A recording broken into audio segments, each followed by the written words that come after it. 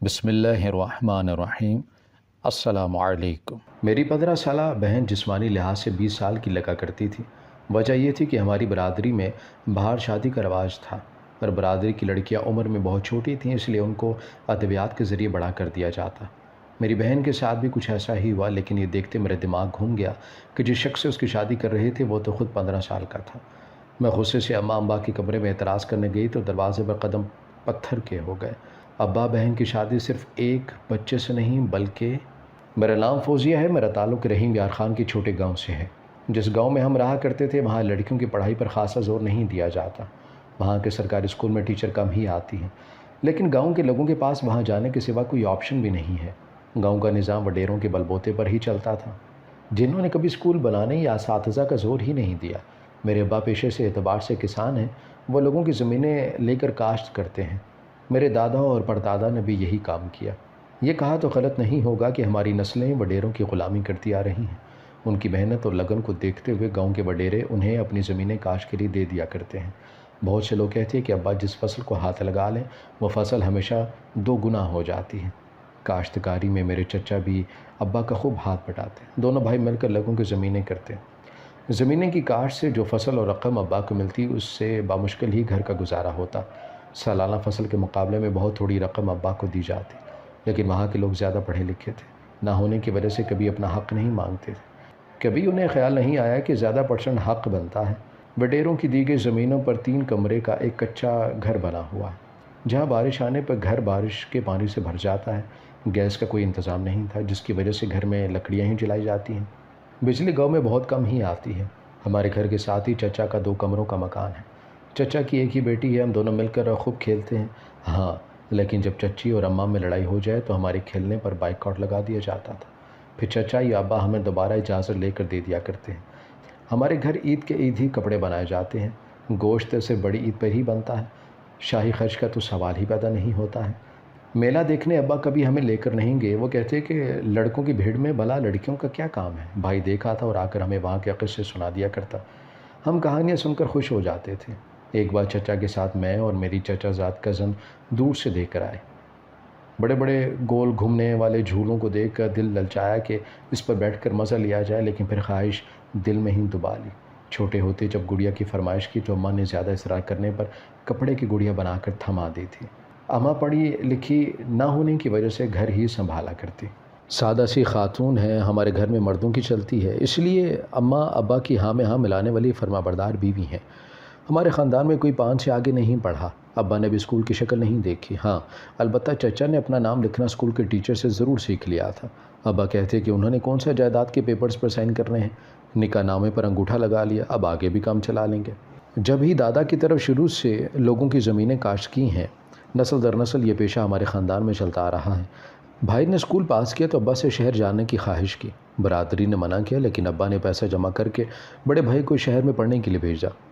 वैसे अब्बा भाई की कोई बात नहीं टाला करते। उनका कहना है कि उनके बढ़ापे का सहारा है, अगर आज उसे नाराज़ कर दिया जवान खून कहीं घर न छोड़ जाए। ख़ानदान वालों ने बहुत कहा कि इसे भी ज़मीनों पर लगाओ, जो तुम लोगों का नस्ली पेशा है। पढ़ लिख कर इसे कौन सा अफसरी की नौकरी मिल जानी है। लोग अपनी जूतियाँ घिसिया देते हैं, लेकिन नौकरी नहीं मिला करती। ये कौन सा तीर मार लेगा। लेकिन वो कहते हैं ना कि उम्मीद पर दुनिया कायम है। वडेरों ने भी कोई इतराज़ नहीं किया। वडेरे को अब्बा को अच्छा समझते थे। अम्मा और अब्बा ने यही किया कि हमारा इकलौता बेटा है, इससे हम यूँ ज़मीनों पर हल नहीं चलवा सकते हैं। मैं ख़ुद भी 5वीं से आगे गांव के बड़े स्कूल में पढ़ रही हूँ। मेरा ख्वाब है कि मैं भी भाई की तरह बड़े कॉलेज में पढ़ूँ। भाई ने शहर के एक गवर्नमेंट कॉलेज में BSc के इम्तहान दिए हैं और शहर के निजी स्कूल में पढ़ाने लग गए थे। मैं एक बहन और भाई से छोटी हूँ, घर की सबसे छोटी और लाडली बेटी हूँ। 3 बहनों भाइयों में मेरा रंग साफ़ और नक्श पुरकशिश है। मैं कभी लकड़ी के चूल्हे के आगे बैठे रोटियां नहीं पकाई, ना ही बाजी की तरह अपनी एड़ियां घर के काम कर कर के फटने दी। उसकी वजह यह भी है कि मेरे सर पर कोई जिम्मेदारी भी नहीं है। भाई ने ही मुझको अब्बा से लड़कर स्कूल में 5वीं से आगे की तालीम की इजाज़त दिलवाई और बड़ी बहन मदरसे में पढ़ रही है। कम पढ़े लिखे और पुरानी सोच के मालिक होने की वजह से ही अब्बा सिर्फ बेटों की पढ़ाई को ही अच्छा समझते हैं। अम्मा भी इसी सोच की मालिक है, इसीलिए घर में बेटी पैदा होती ही उसके जहेज़ का सामान इकट्ठा होना शुरू हो जाता है।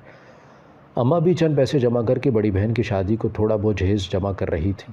सुना है कि चच्ची ने अपनी बेटी का सारा जहेज़ जमा कर रखा है। हमारे मुकाबले में चचा की बचत ज़्यादा होती है। انہیں لگتا ہے کہ بیٹیاں پرائی ہو جاتی ہیں اور ایک نہ ایک دن انہیں اپنے گھر ہی چلے جانا ہوتا ہے۔ میں تو اس بات پر بگڑ جاتی ہوں، لیکن میری سنتا کون ہے؟ بھائی اور بہن کہتے کہ چپ رہا کرو، لیکن میں شروع سے ہی ایسی ہوں۔ گاؤں میں یا پھر اسکول میں کوئی میرا نام بگاڑتا تو میں اس سے لڑ پڑتی ہوں۔ ہماری استانی کہتی ہیں کہ اپنے حق کے لیے آواز اٹھانی چاہیے۔ میرا دل جب کھیلنے کو کرتا تو میں اماں سے لڑ کر بھی بھائی کا بلہ لے آیا کرتی۔ اگر بھائی بلے سے کھیل سکتا ہے تو ہم لڑکیاں بھی کھیل سکتی ہیں۔ گاؤں کی عورتیں کہہ دیتی کہ دیکھو کیسی بے شرم ہے، گلی میں لڑکوں کے ساتھ کھیل رہی ہے۔ ہمارے خاندان میں جسے پیشہ در نسل چلتا آ رہا ہے، ویسے ہی شادیاں بھی چلتی آ رہی ہیں۔ ہمارے خاندان میں باہر شادی کرنے کا رواج نہیں ہے۔ برادری میں جیسی جوڑ بھی ہو، اللہ کا نام لے کر دیا جاتا ہے۔ اسی وجہ سے اماں ابا سے 10 سال چھوٹی اور چچا سے 4 سال بڑی ہیں۔ ابا کی شادی بھی خالہ زاد سے ہوئی اور چچا کی بھی پھوپھو زاد سے ہوئی۔ بھائی کی شادی اماں نے اپنی دور کی رشتہ دار کی بیٹی سے طے کر دی تھی۔ وہ بھائی کی کم عمر ہی ہے اور بھائی کی طرح کالج میں پڑھتی ہے۔ گورا چٹا رنگ اور انگلش بولنے والی بھابھی کی فوٹو میں نے سب کو دکھائی۔ وہ لوگ بھی ہماری طرح مڈل کلاس ہی تھے۔ بھائی لوگ 4 بہنیں تھیں۔ بھابھی سے بڑی 2 بہنوں کی شادی ہو چکی تھی۔ بھابھی کی عمر 22 سال تھی۔ ہمارے خاندان میں شادیاں جلد ہو جاتی ہیں۔ میں اور بہن زیادہ خوش ہیں۔ وڈیروں نے بھی ابا کو کچھ رقم شادی کے خرچے کے لیے تحفے میں دے دی تھی۔ اماں کے ساتھ بڑھ چڑھ کر ہم نے گھر کے کاموں میں حصہ لیا۔ ہمارے گاؤں سے گھنٹہ دور ایک گاؤں تھا۔ ایک بڑی گاڑی میں ہم بھائی کے بارات لے کر گئے۔ واپسی پہ ہم بھابھی بیاہ کر لے آئے تھے۔ بھائی نے شہر میں نوکری کرنا شروع کر دی اور بھابھی کو بھی شادی کے بعد دوسرے ماہ ہی اپنے ساتھ لے کے چلے گئے۔ ابا اور اماں بھی اس حرکت سے کافی غصہ ہوئے، لیکن بولے کچھ نہیں تھے۔ ابا کہتے تھے کہ بہو ہمارے پاس رہے گی، لیکن بھائی نے کہا کہ بھابھی آگے بڑھنا چاہتی ہیں۔ خیر بیٹے سے ناراضگی مول تو نہیں دے سکتے تھے، اس لیے ابا اور اماں چپ ہو گئے۔ کبھی کبھی مجھے بھائی پر رشک ہوتا کہ وہ جو کہتا ابا اس کی مان ہی جاتے۔ کچھ عرصہ گزرا، سب کو میری بڑی بہن کی شادی کی فکر لگ گئی۔ میری 15 سالہ بہن جسمانی لحاظ سے 20 سال کی لگتی تھی۔ وجہ یہ تھی کہ ہماری برادری سے باہر شادی کا رواج تھا ہی نہیں، اور برادری کی لڑکیاں عمر میں بہت چھوٹی تھیں، اسی لیے ان کو ادویات کے ذریعے بڑا کر دیا جاتا۔ میری بہن کے ساتھ بھی کچھ ایسا ہی ہوا۔ ایک دن ابا نے اطلاع دی کہ بڑے لوگ ہمارے گھر رشتہ لے کے لیے آنا چاہتے ہیں۔ اماں کا چہرہ خوشی سے کھل اٹھا۔ میں نے اور بہن نے مل کر رشتے والوں کے لیے تیاریاں کی۔ انہوں نے کہا تھا کہ جہیز وغیرہ نہیں چاہیے، بس بیٹی دیکھنے آ رہے ہیں۔ وہ ہماری ذات کے ہی تھے۔ جب وڈیرے لوگ ہمارے گھر آئے، میں کافی حیران ہوئی۔ جہاں ان کی بیگمات ہمارے کچے گھر کو دیکھنا پسند نہیں کرتی تھی، وہاں وہ لوگ آپا کے لیے رشتہ لے کر آئے تھے۔ اماں ابا نے بڑی آؤ بھگت کی۔ لڑکے کے ساتھ آنے کا رواج ہمارے گاؤں میں نہیں تھا، لیکن باجی اور میں خوش نہیں تھے۔ ہمیں معلوم نہیں کیوں یہ سب دکھاوا لگ رہا تھا۔ انہوں نے ابا سے پتہ نہیں کیا باتیں کیں، جو ابا جی کرتے حامی بھر گئے۔ میں شروع سے ہی گھر کے سارے رسم و رواج کے خلاف تھی۔ ہماری استانی بتاتی تھی کہ یوں خاندانوں میں شادیاں نہیں کرنی چاہیے، بڑے مسئلے پیدا ہوتے ہیں۔ بھابھی کو بھی فون کر کے بتا دیا گیا۔ جب بھی رشتے کی بات کرنی ہوتی، ابا اور اماں ایک کمرے میں چلے جاتے اور آہستہ آہستہ بات کرتے تھے۔ بھائی نے بھی شادی پر گھر ہی آنا تھا۔ نہ ہی ہم نے لڑکا دیکھا اور نہ ہی گاؤں میں اس بارے میں کچھ سنا تھا کہ لڑکا کرتا کیا ہے، کون سی نوکری کرتا ہے، کتنا پڑھا ہے۔ اماں سے کہا تو انہوں نے کہا کہ شریف گھر کی لڑکیاں یہ نہیں پوچھتی ہیں۔ مجھے سارے معاملے میں گڑبڑ لگ رہی تھی۔ بہن تو میری شروع ہی سے اللہ میاں کی گائے ہیں، اسے جو کہہ لو قبول کر لیتی ہے۔ لیکن یہ دیکھتے میرا دماغ گھوم گیا کہ جس شخص سے اس کی شادی کر رہے تھے وہ تو خود 15 سال کا تھا۔ میں غصے سے اماں ابا کے کمرے میں اعتراض کرنے گئی تو دروازے پر قدم پتھر کے ہو گئے۔ ابا بہن کی شادی صرف ایک بچے سے نہیں، بلکہ وہ ایک ذہنی مریض بھی تھا جس کا دماغ 4 سال کے بچے جتنا تھا۔ وہ اپنے پاگل بیٹے کے لیے میری خوبصورت بہن مانگنے آئے تھے۔ وہ لوگ رشتے کے بدلے میں ابا کو اچھا خاصی رقم دے رہے تھے اور بھائی کو بھی سرکاری نوکری دلانے کا وعدہ کیا تھا۔ مجھے اپنے ابا کے اس فیصلے پر نہایت افسوس ہوا کہ وہ بھائی کا مستقبل سنوارنے کے لیے بہن کو اندھیروں میں جھونک رہے تھے۔ مجھے یقین تھا کہ یہ سب کچھ بھائی کو نہیں پتہ ہوگا، ورنہ وہ لازمی منع کر دیتے، لیکن یہ بھی میرا وہم ہی تھا۔ میں نے بھائی کو بتایا، لیکن وہ بھی بحث بن چکا تھا۔ اس نے کہا کہ ہم نسل در نسل کیا غلامی کے لیے ہی پیدا ہوئے ہیں؟ آج اس کی قربانی ہمیں نوکری اور سٹیٹس دلا سکتی ہے۔ یہ کاشتکاری کا پیشہ چھوٹ جائے گا، اماں کو لکڑیاں نہیں جلانا پڑیں گی۔ چچا سے مدد مانگی تو انہوں نے کہا کہ یہ ان کے بڑے بھائی کا فیصلہ ہے، وہ کیا بول سکتے ہیں۔ مجھے لگا کہ سب کا خون سفید ہو چکا ہے۔ بہن بھی خاموشی سے آنسو پی لیتی اور اس کو اللہ کا فیصلہ یا اپنی قسمت سمجھ کر کسی نہ کسی طرح اسے قبول کر لیا تھا۔ اماں نے 2-3 بار مجھ پر ہاتھ اٹھا کر مجھے چپ کروانے کی بھرپور کوشش کی کہ تم چپ رہو، تمہیں کیا علم ان باتوں کا، اپنا سوچ کہ وہ پیسے تیرے جہیز میں ہی لگنے ہیں، اور ایک ذہنی مریض ہی تو ہے۔ وہ اچھا کھائے گی، اچھا پہنے گی، تجھے کیا مسئلہ ہے؟ روز مرغ کھائے گی، اچھا اوڑے گی، پکے گا گھر میں، اچھا پکے گا۔ روٹی بنانے کے لیے لکڑیاں نہیں جلانا پڑیں گی۔ جب تیری بہن چپ ہے تو تم کیوں لات مار رہی ہو؟ ارے وہ سمجھدار ہے، ہم تم دونوں کا بھلا ہی چاہتے ہیں۔ مجھے جہیز نہیں چاہیے تھا، میں اس کچے گھر میں خوش تھی، لیکن بتانے سے کیا ہوتا ہے، کل مجھے بھی کسی پاگل کے ساتھ آپ باندھ دیں گے۔ یہ بس باتیں اماں کے دل میں ابا نہیں ڈالتی تھی۔ میرے سارے پلان، سارا احتجاج ضائع ہو گیا۔ وڈیرے لوگ میری بہن کا نکاح پڑھ کر لے گئے۔ دلہا منہ میں لولی پاپ لیے خوشی سے ناچ رہا تھا، جس سے شادی کا مطلب تک نہیں پتا تھا۔ اس سے بہن کی شادی کیسے کر دی گئی۔ بھائی اور ابو نے آنکھیں بند کر کے بہن کو رخصت کر دیا۔ بھائی اور بھابھی کو شہر کے پانی اور زیادہ کی لالچ نے بھیس کر دیا۔ وہ بھائی وہ لگا ہی نہیں جو ہماری پڑھائی کے لیے ابا سے لڑا کرتا تھا۔ ہم دونوں بہنیں گلے لگ کر خوب روئیں کہ اب جانے تقدیر ہمیں کب ملاتی ہے۔ میں نے گھر میں کسی سے بولنا بھی بند کر دیا تھا۔ آگے کالج میں پڑھائی جاری رکھی تھی۔ وہ کالج زیادہ دور نہ تھا، لیکن وڈیروں کے رشتہ دار ہونے کی وجہ سے وہاں مجھے فری داخلہ مل گیا تھا۔ میرا ضمیر مجھے دن رات جھنجھوڑتا تھا۔ میں اللہ سے رو رو کر بہن کے لیے دعائیں کرتی تھی۔ بھائی بھی آتا تو اس سے بھی نہ ملتی تھی۔ گھر کے کچے مکان کو پکے مکان میں بدل دیا گیا تھا اور بھائی کو سرکاری نوکری مل گئی تھی۔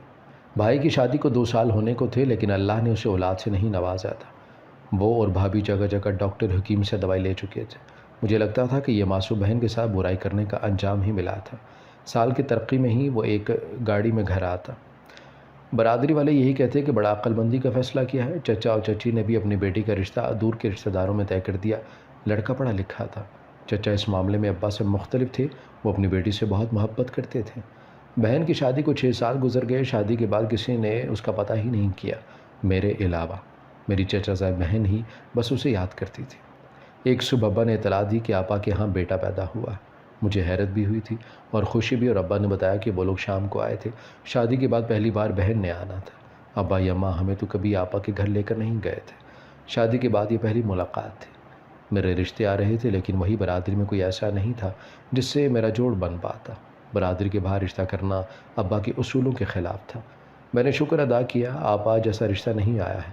خیر، کھانا بناتے پتہ نہیں لگا کہ کیسے شام ہو گئی۔ آپا اپنی گاڑی میں ایک گول مٹول بچے کے ساتھ نیچے اتری۔ آپا بالکل بدل چکی تھی۔ نئے برانڈڈ کپڑے، مہنگی ہیل والی جوتی، مہنگا پرس پکڑے وہ شہر کی کوئی میڈم ہی لگی تھی۔ چہرے پر نفاست سے میک اپ کی تہہ کو جمایا گیا تھا۔ ہم دونوں کافی دیر تک گلے لگے رہے۔ دونوں کی آنکھیں نم ہو چکی تھی۔ ڈرائیور آپا کو چھوڑ کر چلا گیا تھا۔ واپسی پہ بہن کی اطلاع پہ ہی لینے آیا تھا۔ میں نے بچے کو چوما اور بہن کو اندر لے گئی۔ آپا اماں اور ابا سے مل کر میرے شاپنگ بیگ مجھے تھما گئے۔ میں نے بہن سے کہا کہ جلدی سارا ماجرا بتائے۔ وہ تو ذہنی مریض تھا، پھر اولاد کیسے ہوئی؟ اسے تو شادی کا مطلب تک نہیں پتا تھا۔ آپا نے بتایا کہ علاج کروانے کے بعد وہ بالکل ٹھیک ہو گئے ہیں۔ پہل تو آپا کو کافی مشکل لگا، وہ غصے میں چیزیں گرا دیتا، کبھی غصہ کرتا، لیکن پھر میں نے اپنے دیور سے مشورہ کر کے ڈاکٹر سے اس کا علاج کروایا اور اللہ نے اسے ٹھیک کر دیا۔ ہم دونوں خوشی خوشی رہ رہے ہیں۔ کچھ ماہ پہلے ہی اللہ نے مجھے بیٹے سے نوازا ہے۔ میں بہت خوشی ہوئی۔ آپا نے کہا کہ وہ آج رات یہیں رہے گی اور ایک ضروری بات بھی انہوں نے ابا سے کرنی ہے۔ میں نے تجسس سے پوچھا تو کہتی کہ جب بات کرے گی تو تم بھی سن لینا۔ ٹائم گزرنے کا علم نہیں ہوا۔ میں بہن کے بیٹے کے ساتھ کھیلتی رہی۔ رات کو ابا کھانے پہ آئے تو مجھے پھر تجسس ہوا۔ کچھ نہ کچھ تو میں سمجھ چکی تھی کہ بات کیا ہو سکتی ہے۔ رات کو بہن نے ابا کو بتایا کہ ان کے ساس اسے جلد رشتہ لے کر آنا چاہتے ہیں۔ وہ میرا رشتہ اپنے دیور سے کروانا چاہتی تھی۔ انہیں رشتے کے لیے پریشان ہونے کی ضرورت نہیں ہے۔ ان کا دیور ان کی برادری کا ہی ہے اور اچھے خاصے اونچے گھر کا ہے۔ انہیں جہیز کی ضرورت نہیں ہے، وہ بس آپ کی ہاں کے منتظر تھے۔ آپا نے بتایا تھا کہ شادی کے بعد میں تعلیم جاری رکھ سکتی ہوں۔ ان کا دیور پڑھ رہا ہے۔ آپا نے بتایا کہ ان کی ساس اوپر سے سخت لگتی ہے، ویسے وہ بہت اچھی ہے، پڑھی لکھی اور اپنے حقوق جانتی ہے۔ گاؤں کی عورتوں کی طرح مردوں کی ہر صحیح غلط بات نہیں مانتی، نہ ہی وہ روایتی ساس کی طرح لڑائی کرتی ہے۔ انہوں نے ہر فیصلے میں ان کا ساتھ دیا ہے اور وہی تمہیں بہو بنانا چاہتی ہیں۔ ابا اماں کو اور کیا چاہیے تھا؟ وہ لوگ مان گئے۔ اگلے دن آپا کے بہنوئی خود لینے آئے تھے۔ شادی والے لڑکے اور اب والے میں بہت فرق تھا۔ شلوار قمیض پہنے، نفاست سے بال بنائے، وہ میری بہن کے ساتھ خوب جچ رہے تھے۔ آپا نے کان میں کہا کہ جلد ہی تیاری کرو، میں تمہیں یہاں سے لینے آؤں گی۔ میں شرمان سے گئی۔ مجھے آپا کے نصیب پر رشک آیا۔ میں نے اللہ کے حضور سجدے میں گر پڑی اور نوافل ادا کیے۔ 2 ہفتے بعد بہن کے سسرالی سب دیور سمیت ہمارے گھر رشتہ لے کر آئے۔ ہاں کا پہلے ہی آپا انہیں بتا چکی تو وہ لوگ منگنی کرنے آئے تھے۔ بھائی اور بھابھی نے کہا کہ ان کے پاس وقت نہیں ہے، اس لیے ابا اماں نے خود ہی سارے معاملات سنبھال لیے۔ چچا اور چچی بھی آئے تھے۔ سب بڑوں کے بیچ اگلے ماہ کی تاریخ طے ہو گئی۔ میرے شوہر بڑے سلجھے ہوئے انسان تھے۔ انہوں نے آپا سے میری مرضی کے متعلق پوچھ کر ہی ہاں کی تھی۔ 1 ماہ بعد میری شادی طے پائی تھی۔ جب بھابھی اور بھائی کو پتہ لگا کہ سسرال والوں نے کوئی جہیز کی ڈیمانڈ نہیں کی تو وہ لوگ خوش ہو گئے۔ مجھے رو رو کر اپنے گھر والوں پر افسوس ہوتا۔ آپا کی قسمت اچھی تھی کہ ان کا شوہر ٹھیک ہو گئے۔ خیر، ایک ماہ کا وقت گزرا اور میں بیاہ کر ابا کے گھر سے بڈیروں کی حویلی میں آ گئی۔ بڑی حویلی میں نوکر چاکر کی فوج نے استقبال کیا۔ میری ساس بہت نرم دل اور پڑھی لکھی خاتون تھی۔ آپا مجھے میرے شوہر کے کمرے میں بٹھا کر آئی۔ میرا شوہر میرا آئیڈیل جیسے تھے، خیال کرنے والے، محبت کرنے والے اور ہر معاملے میں رائے لینے والے۔ ولیمے کے بعد ان کے پڑھائی کی وجہ سے ہم اسلام آباد چلے گئے تھے۔ مجھے بھی انہوں نے اپنے ساتھ یونیورسٹی میں داخلہ لے دیا تھا۔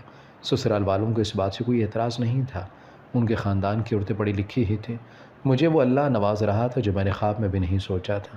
ایک بہترین شوہر، محل نما گھر، یونیورسٹی کی پڑھائی، اچھا سسرال، سب کچھ تھا میرے پاس۔ میں اللہ کا جتنا شکر ادا کرتی کم تھا۔ وقت گزر رہا تھا، آپا کے ہاں دوسری اولاد ہوئی تھی۔ میں اپنے شوہر کے ساتھ حویلی گئی تھی۔ اس بار اللہ نے انہیں بیٹی سے نوازا تھا۔ میرے سسرال والے اتنے خوش تھے کہ انہوں نے پورے گاؤں میں مٹھائیاں بانٹی تھیں۔ اس کا عقیقے پہ ابا، اماں اور بھائی بھابھی بھی آئے تھے۔